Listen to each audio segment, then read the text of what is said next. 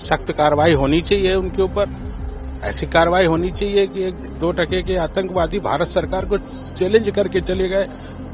मेरी बहू से कहा कि मोदी को बता देना, मैं तुझे नहीं मार रहा हूँ।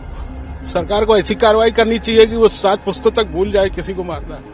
पहलगाम आतंकी हमले में मारे गए शुभम के पिता का ये बयान बता रहा है कि आतंकियों ने किस तरीके से पूरी तरह सोच समझकर इस काली साजिश को अंजाम दिया।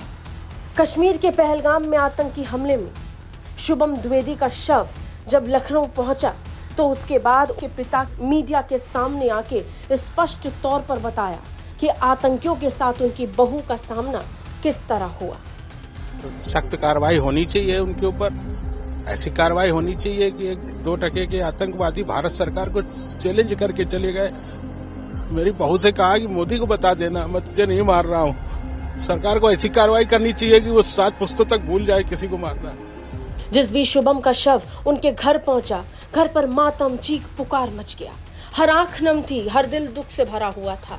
और इसी बीच शुभम के पिता संजय द्विवेदी बहुत गुस्से के साथ आतंकियों को चेता रहे थे। उन्होंने आतंकवादियों को सीधे सीधे सुनाते हुए कहा और खुली चुनौती देकर कहा कि भारत सरकार को इन्हें सख्त से सख्त जवाब देना होगा। जब शुभम की पत्नी के साथ आतंकियों का सामना हुआ तो आतंकियों ने किस तरह उनसे बात की, एक बार आप भी सुनिए। सख्त कार्रवाई होनी चाहिए उनके ऊपर। ऐसी कार्रवाई होनी चाहिए कि 2 के आतंकवादी भारत सरकार को चैलेंज करके चले गए।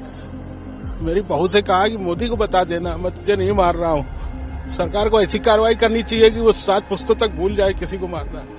कानपुर पहुंचने के बाद शुभम की पत्नी अशानिया पहली बार मीडिया के सामने आई। उन्होंने रुंधे गले से बताया कि हम लोग बैठकर बात कर रहे थे, तभी कुछ लोग बंदूक लेकर आए और शुभम से पूछा हिंदू हो या मुसलमान। पहले तो हम कुछ समझ नहीं पाए और फिर उन्होंने दोबारा पूछा और जैसे ही शुभम ने हिंदू कहा उन्होंने गोली मार दी। ये कहानी हर उस व्यक्ति की कहानी है जो उस समय उस जगह पर मौजूद था जहां आतंकवादियों ने हमला किया। मजहब और धर्म जानकर आतंकियों ने टारगेट करके केवल हिंदुओं को मारा। सख्त कार्रवाई होनी चाहिए उनके ऊपर।